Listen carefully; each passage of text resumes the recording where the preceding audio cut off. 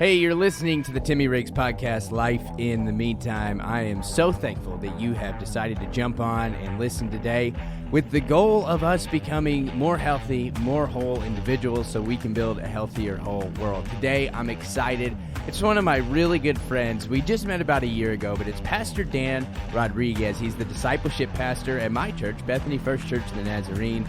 He is one of the most genuine, authentic people that I know, and he truly desires that people become more healthy and more whole and ultimately find a life in Christ. So, without further ado, I hope you enjoy, and if so, it would be awesome if you're willing to share this podcast with your friends as we go. So let's jump into it.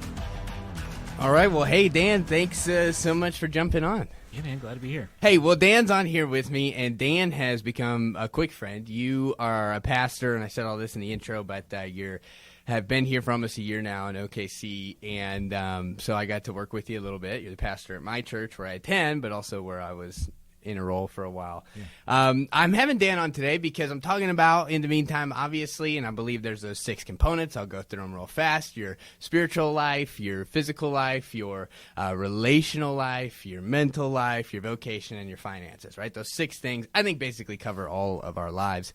And so today I want to hone in on maybe all of them, but just these 3 specifically: spiritual, relational, and vocational, you know? And so real quick, as we get started, can you tell us a little bit about, before we even talk about what you do, can we talk about your why? What wakes you up in the morning and gets you excited, and maybe even a little background on how you developed that?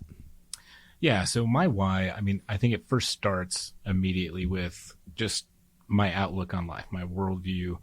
I start first and foremost just believing that the kingdom of God is breaking into this world. So my why is I feel like there's a part to play in that. I feel like there's a way in which we can partner with God in that. So my why I get up in the morning is I just want to help people become alerted to God's rule and reign in this world, despite what everything says to the contrary.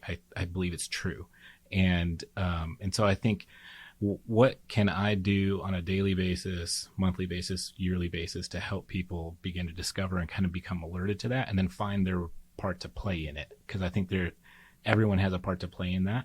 And so that's really what I would say drives me, gets me passionate, gets me up in the morning. And I think it really kind of starts back to, I was kind of raised in the church, but at the same time had a foot outside the church. I'm the product of a ministry where the church had to come to me and get me. I was not going to easily darken the front door of a church building unless a church came to me. And so my passion is really for those that are outside the church that won't easily darken the front door of a church building. And how can we help them to become alerted to the good news that God is restoring this world when it seems like everything says that that's not true, or there's something to the contrary of it. So yeah, that's really my why. Yeah, that's awesome. So that's kind of like what my desire for In the Meantime is, to be able to talk about the practical things that we all go through in life, but with the anchor, with the source being like, hey, we're connected to Creator. Sure. So something I've been thinking a lot about, and I think it'll matter as we continue on this conversation, is we are in a culture that is about identity, right? I think for years, and Tim Keller talks about this, that for years it was easy to get people to come to church because the cultural expectation was you are to be a good person. So that was a cultural expectation. So as people look around and think, how do I do that? One of the ways was, well, I can go to church, and that's going to make me a good person, right? We moved away from that, he says, kind of in the early 90s, and we moved to this place of be true to yourself. The goal of life is to be true to yourself. And now we are seeing yet another kind of catalyst into, it's not even about that, it's you get to decide who you want to be. That is exhausting, he explains, because what happens is we create identity based on achievement, and eventually you will let yourself down. I will let myself down trying to be someone that I'm trying to portray. Also, within whatever group you've found your identity, there's going to be a slip-up, something you either disagree a little bit, or and he used some political examples, right? You're just a little bit outside of that box, then you are going to be outcasted because now you haven't achieved the level of identity that was expected of you. And he talks about Christianity is a received identity. So, and that's even such the difference between all religions, of course, we talk about. But in that is this place of we have a creator. What does his reign look like that Paul tells us? It's about righteousness, peace, and joy. So that's what his domain looks like. We have a creator who created us in his image, so therefore we should be a part of his domain, right? And we see that Jesus kind of is bringing us back into that kingdom. And therefore, I think the bottom line, the search for identity and all of that comes down to we're actually wanting and desiring those emotional states of peace and joy that come with God's reign. So why do I want to collect more things, have more accomplishments, have more money, have more friends? Well, I'm really searching for peace and joy. So we get to receive those emotions just because we recognize, oh, that's who I am in Christ. So when you talk about bringing in God's kingdom and showing it to all people, I feel like that's just the best way now and the way we're going to have to continue to talk as we go forward with the church and kind of base it in identity. You have any thoughts on that? Well, I mean, I wish I had time to kind of think and process everything that you just kind of shared, but I would say I think for me, when I think about the church and people's involvement with the church, I think for a long time we have tried to pander to how the church is relevant, how the church can help you become a better parent, how the church can help you become a better husband or a better spouse, whatever it may be. And so we end up treating whatever the church gives us, whatever the messages of the church, as kind of accessories to our life, right? I get to choose what I want to be or who I want to be and what I'm going to do. And we accessorize it with Christian faith instead of actually seeing, well, no, actually everything that I do falls within what God is ultimately doing to restore and bring peace and restoration to this world. I have a part to play in that, but it's not ultimately God being an accessory to my life that's going to help me become and be who I want to be. But first and foremost, what is it that God desires for me that I can participate with him in bringing about the restoration of all things, right? So that's probably just a repeating of what you just said, but just two different perspectives, two different voices. Yeah, that's what it's all about. But that's where I think the church has been for a long time, is trying to be a practical help to you in whatever path you choose. And in the last 2 years, as that has all been disrupted, as there was very little gathering, or it was difficult to gather and people were maybe afraid to return, I think a lot of people have looked at their own lives and said, well, practically, I'm the same person I was before I was gathering with the church. Do I still need it? And that's where I think we have to begin to talk about it's beyond the church, beyond just the equipping of practical insight, but there is something bigger here that God is doing in the restoration of all things. Yeah, that's really good. So it's not just about improving portions of our life. Right. It is stepping into an entirely new life. Absolutely. Yeah, so that's really good. So let's talk about, you just preached a really good sermon at BFC here. I will put that sermon in the show notes. I encourage you to listen to it. Very thoughtful, very challenging and encouraging. And one of the things that you touch on is Job, the chaos that happens in Job's life. It's a story in the Old Testament where it just seems like even if you're a good person, or I'm sorry, actually, it's good things happen to good people, bad things happen to bad people. So God rewards and orders his world through reward and retribution. And so you kind of touch on that, and I think that's another thing that's really important for people that maybe are unbelievers or outside of it. They're like, look, I don't need that. I've tried that, and I'm the same person without it. So what's the point? I think a lot of times it comes down to, like, look at the chaos around us. If there's a loving God, how could you think that there would still be so much chaos, you know? So talk to us just a little bit. I have a couple notes on it, but I'd love to hear kind of, again, just a quick summary of your sermon. Yeah, I think most people approach Job's story and they are trying to figure out, you know, why do bad things happen to good people? And I think it's because whether you're a believer or not, and I mentioned this, where you don't even have to be a believer to approach Job's story and to wrestle with that story. I think the reason why we empathize with the story so much is because for some reason, we all want the world to be ordered with reward and retribution, that if I do what is good, God will give me a blessing. If I do what's bad, then I can expect to have some kind of retribution. Well, look how hot karma's been. Yeah. It kind of slowed down, but it was real big for a while. And we want that because it's easy then to order our own world. It's easy to make sense of things. So we want it to be ordered that way because it makes sense of a very confusing world. But when you read the story of Job, that is not the reality. And when we are tempted to read this story and ask, well, how come bad things happen to good people? You get to the end of the story and you realize God is not at all interested even in answering that question. You don't even get an answer to that question throughout the book. And really, the book is one in which it's really questioning what we hope the world would be ordered by, reward and retribution. It really questions whether or not that's true. And in the end, it's helping us to ask the question, well, if that's not true, then what can we hold on to? What can we hang our hat on at the end of the day? What can we be assured of? And when God holds up this like mythical monster, this creature of chaos called Leviathan, he's really inviting Job to see that you can still trust in me in spite of there being chaos in the world. And even if Job had received an answer as to why all of this was happening, it wouldn't change the fact that it still happened.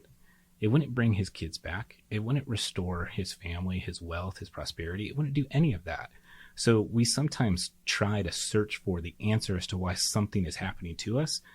And in reality, we need someone to sustain us through it.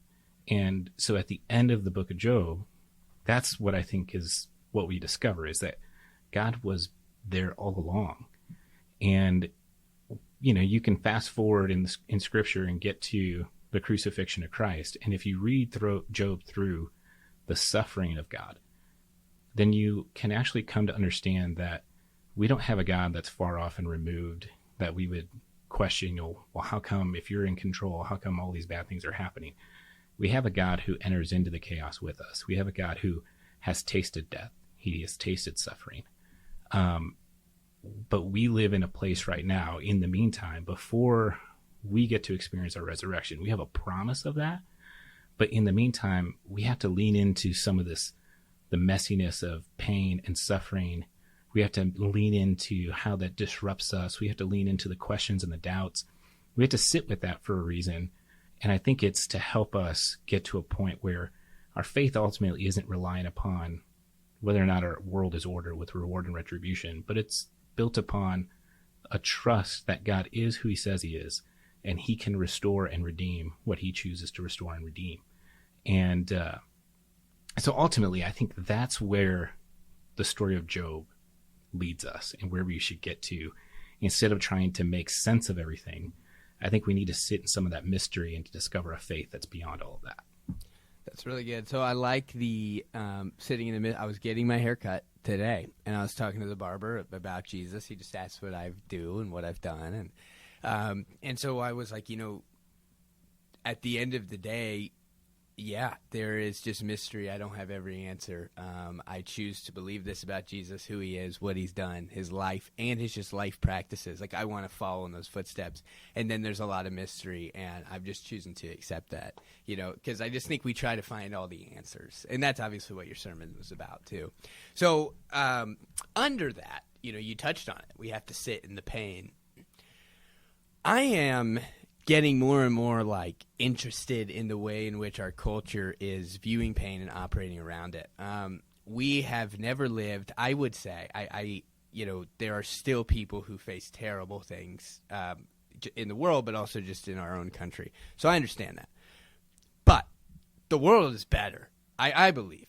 Because, I go in my house, I flip a light switch on, I go and I turn the water faucet. That didn't happen in the 1500s. Life was so much harder. And we've been watching a show about some cowboys traveling across the country, and you're like, ugh, that looks terrible. Everything they're having to do, I'm exhausted watching the show, So life is definitely easier.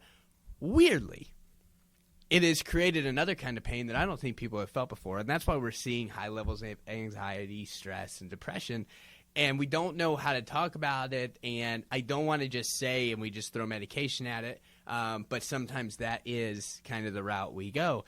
And so for me, it's almost like we have created a culture that has become so easy, so these pains that we're feeling now are a little bit more emotional, or a little bit more, mental, and obviously I believe spiritual. But we want to avoid it.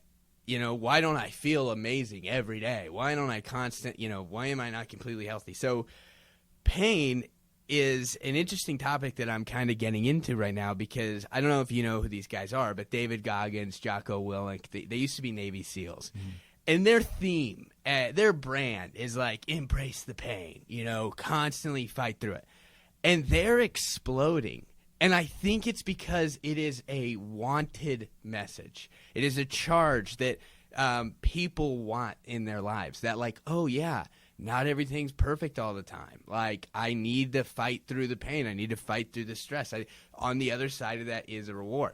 But there's also two kind of pains. There's the pain of kind of just bad habits of instant gratification, of not doing the thing you should do, and there's that pain. And then there's the pain of I'm working better and it's good disciplines. And it's weird because it kind of takes us off and like it compounds, right? And so what I'm wondering is, in Christianity, I would say it's definitely, we want to tell people like, look, we've got the answer, we've got the way, and it is an easy yoke, and it is a light burden.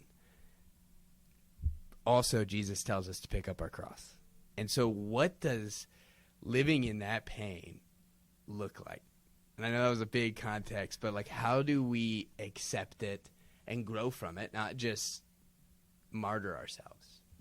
How do we live in the pain of like embracing the aspect of carrying our cross?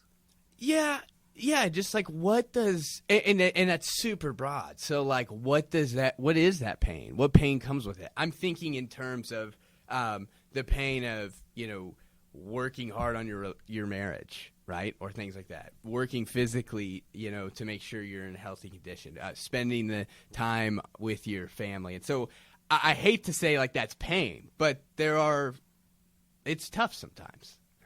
Yeah, I wonder if one of the reasons why people are responding to these guys so strongly right now, and the reason why we're willing to kind of like embrace the pain, push through the pain, is there's an aspect of like, because of the ease and convenience of our life right now, we've almost become numb to a lot of things. And so the aspect of pushing through the pain sometimes is just a way of awakening us to the present reality. Like, we feel something, right? Mm.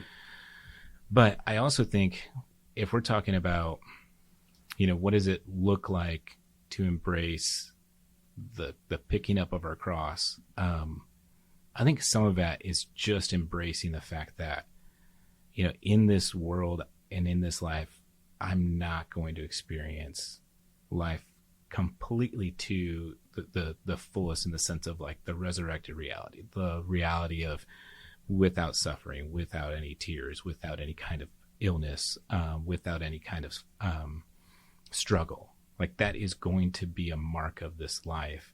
And I think for me, we don't embrace it from a way of like trying to embrace being a martyr, and taking great joy in that sense. I think we embrace it from a standpoint of, if Christ was willing to embrace this, and if my desire first and foremost is to be like him, then I want to experience his death as well, that I would be able to also experience his resurrection. I want to experience the dying out to myself, that he might increase, right?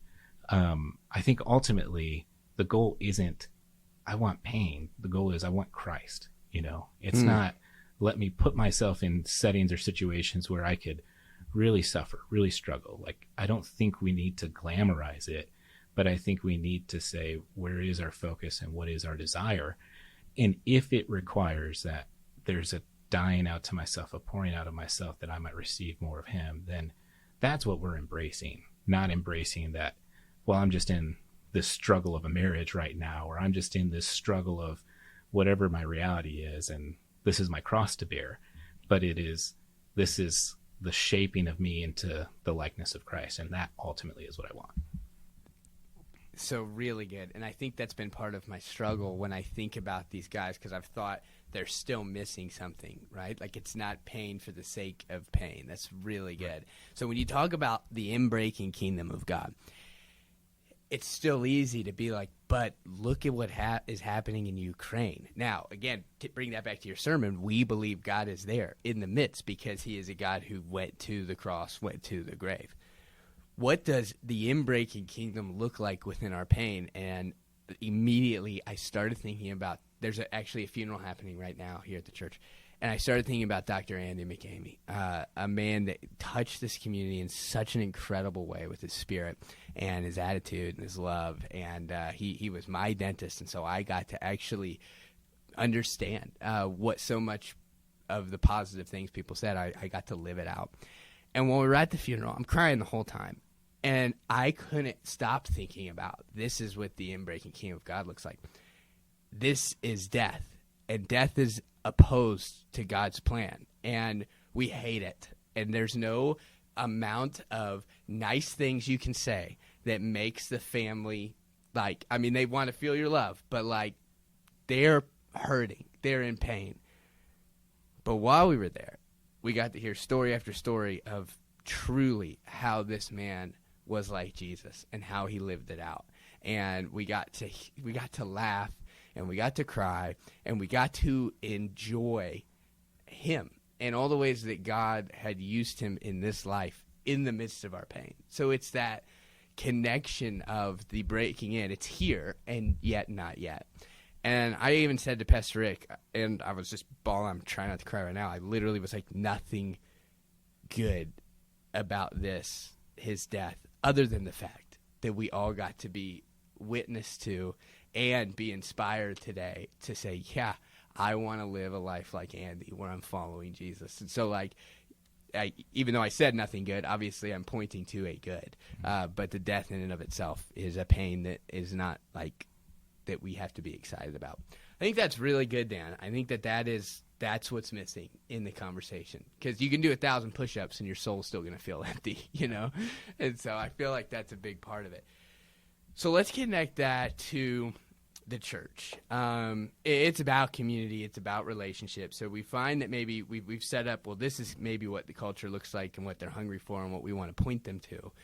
What role does the church play? And I've been trying to keep these to like 30 minutes, so we got 9 minutes left. Sure. So this is a huge question, and we could do a whole nother podcast about it. But whatever. You see stats. Church is on the decline. You know, there's so many things out there. We know at the same time the church is still doing amazing things.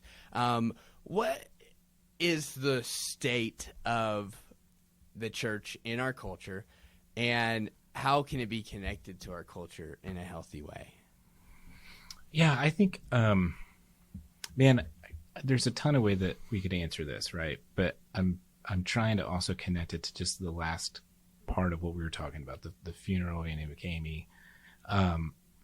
When you think about the state of the church, I think there's a lifespan for every church. I think there's a local church with a lifespan.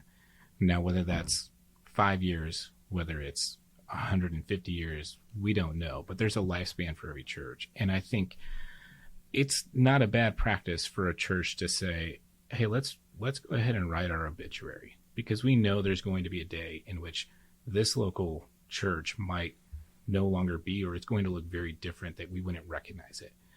And in that obituary, I know that if we wrote the obituary, we would be looking to write something that said, and these were the churches that survived. These were the churches that lingered.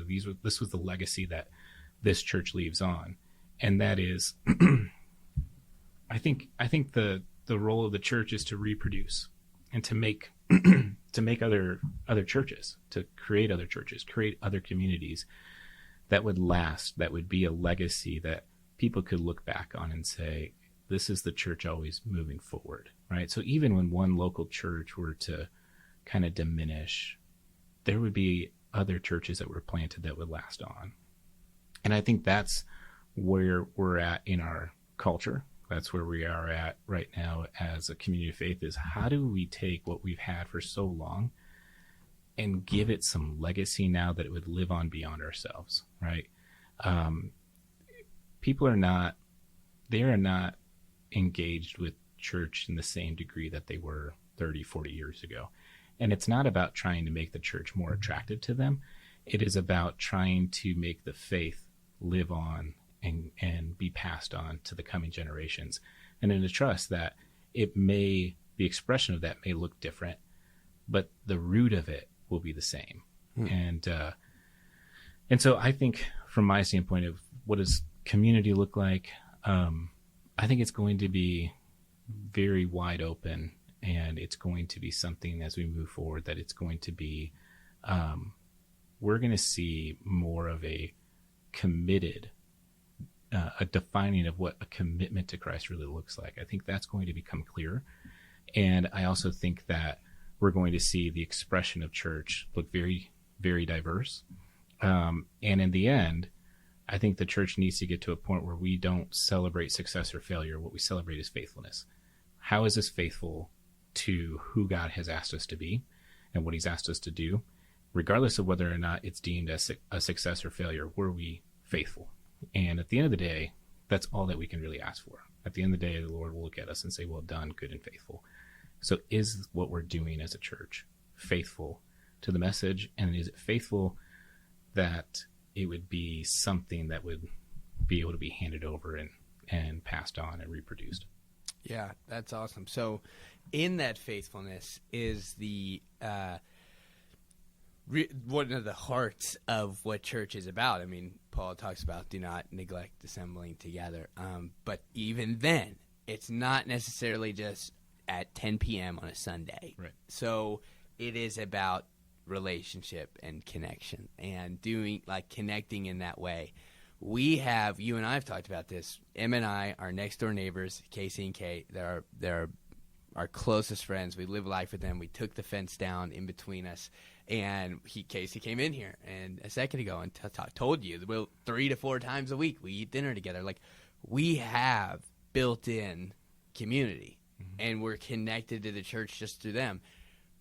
But there's still like that you don't want that to be it, but it's a recognition of like, and Em and I were just talking about it last night, how many people don't have any kind of connection outside their home or out maybe besides people at work that they can truly lean on and connect with. I was just reading a book today by a psychologist saying most people don't talk about their feelings with anyone around them because they feel like they need to be strong for their family, or they just, they're not going to talk to a coworker about it. And so many people are walking around with these feelings of maybe what we talked about earlier, like, man, why can't I find this joy and peace in my life? But they don't know what to say or how to say it. Mm-hmm. And so I feel like the faithfulness of the church is, the goal should be to be like, hey, this is where we can lean on each other, whether that's 30 people inside of a house or that's a church with 3,000, and figuring out a way to connect and not just going to church, to be entertained or to just hear some good worship music and a good sermon and laugh and whatever. Like,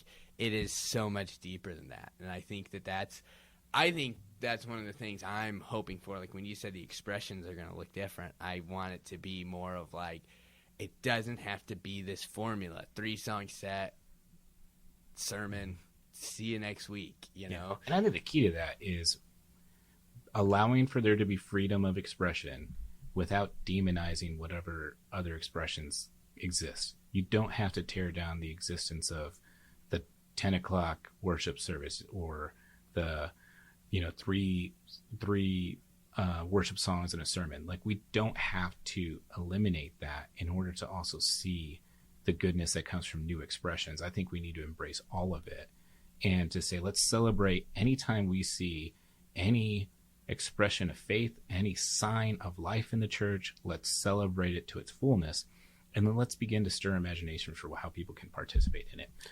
So I don't think you have to choose one or the other. Well, and that makes me think about when you look at the faithfulness of our church, and let's say fruit, not success.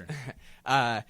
We have kind of a multiplicity of formulas. And so we have our Sunday morning engagement, but then we also break out into Sunday school community group things, and those are smaller, and that gives you options to kind of be able to find those people. Like ours is like 30, 40 people. We were already pretty close with everyone in there, but we've gotten closer since we've been a part of it, and we can enjoy the whole room and everybody talking and discussing, and then there's a handful that you can really get a little deeper, and so it's like that's what's important, and so, man, I think that's really good.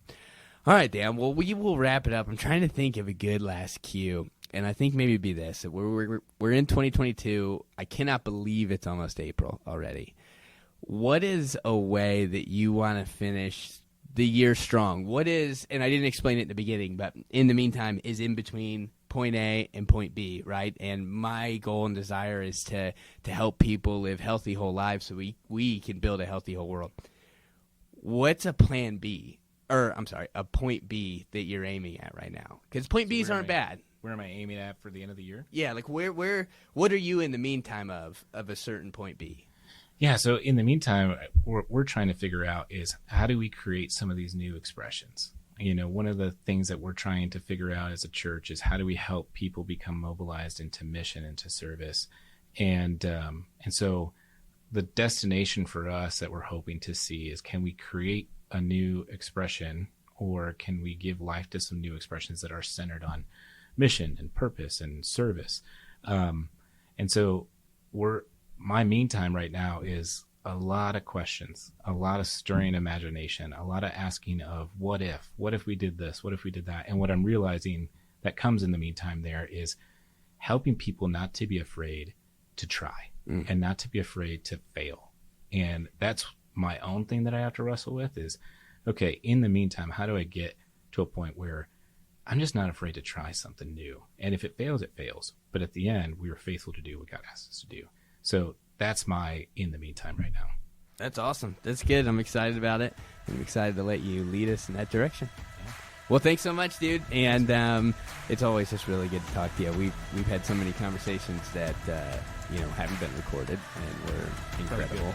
And, yeah. But anyway, all right. Well, we are out of here. Thanks for listening. Well, hey, there it was. I hope you enjoyed listening to Dan and I talk about just living healthier when it comes to our relationship with God and with others, and how we should look at the world. If this encouraged you, I would appreciate a share and you rating it and all that stuff, because this is a journey of all of us working towards building healthier whole lives in the meantime. So with that being said, I hope you have a great weekend, a great week, wherever you're at in the middle of your week when you're listening to this, and I'll talk to you soon.